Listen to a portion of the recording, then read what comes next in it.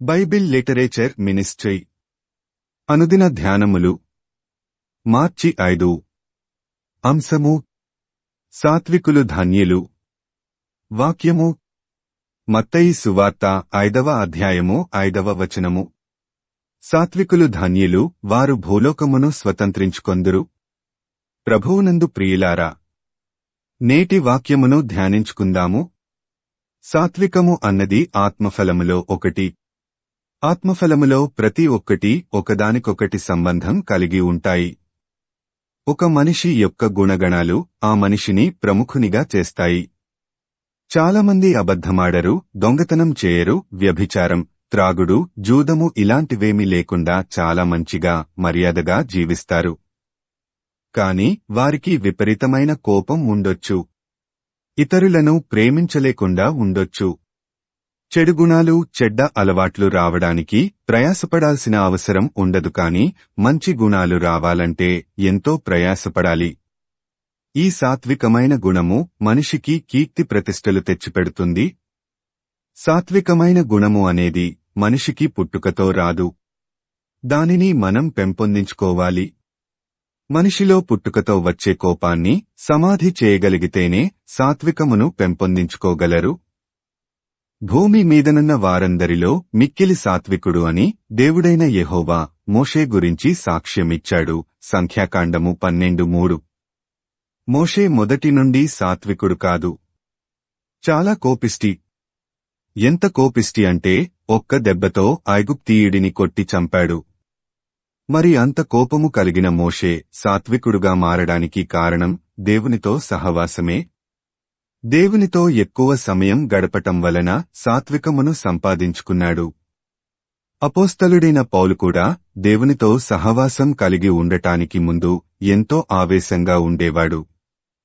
ఆ ఆవేశంలో అనేకమంది క్రైస్తవులను హింసించాడు. దేవునితో సహవాసం ఏర్పడిన తర్వాత తనను ఎంత హింసించినప్పటికీ ఓపిగ్గా భరించాడు. అందుకు కారణం అతనిలోని సాత్వికమే. సాత్వికమనేది మనుష్యులలోని ఆవేశాన్ని, కోపాన్ని చల్లారుస్తుంది. మనుష్యుల మధ్యలో నివసించేటప్పుడు సాత్వికముగా ఉండటమనేది అసాధ్యమే. అయితే సాత్వికమును సంపాదించుకోవడానికి ప్రయాసపడాలి. నీతిని, భక్తిని, విశ్వాసమును, ప్రేమను, ఓర్పును, సాత్వికమును సంపాదించుకొనుటకు ప్రయాసపడుము. 1 తిమోతి 6:11. మనం సాత్వికమును సంపాదించుకొనుటకు ప్రయాసపడితే అదే మనకు మంచి పేరు సంపాదించి పెడుతుంది. భూలోకమును స్వతంత్రించుకోవడం అంటే వారి పేరు ఖండాంతరాల వరకు వ్యాపిస్తుంది. మదర్ తెరెసా జీవితాన్ని చూస్తే ఆమె ఎంతో సాత్వికురాలిగా జీవిస్తూ ఎంతోమంది పేదలకు చేయూతనిచ్చింది. ఆమె తన సుఖాలని త్యాగం చేసి అనేక మంది రోగులను అక్కున చేర్చుకుంది. అందుకే ఆమె పేరు తెలియనివారు ప్రపంచంలోనే ఉండకపోవచ్చు. ఆమె కీర్తి భూలోకమంతా వ్యాప్తి చెందింది. ఆమెకి ఎంత పేరు ప్రఖ్యాతులు వచ్చినప్పటికీ ఆమె తన వేషము మార్చలేదు, భాషను మార్చలేదు. ఎన్నో పురస్కారాలు వచ్చినప్పటికీ ఎప్పుడూ గర్వించలేదు. గర్వము కలిగియున్న వారెవ్వరూ సాత్వికులుగా ఉండలేరు. విరిగి నలిగిన హృదయం కలిగి ఈ లోకాసలు త్యాగము చేసి ఆత్మ విషయంలో దీనత్వం కలిగి జీవించేవారు మాత్రమే సాత్వికులు అవుతారు. మత్తయి 11:29లో యేసు ప్రభువు, నేను సాత్వికుడను, దీనమనస్సు గలవాడను గనుక మీ మీద నా కాడి ఎత్తికొని నా యొద్ద నేర్చుకొనుడి అని చెప్పాడు.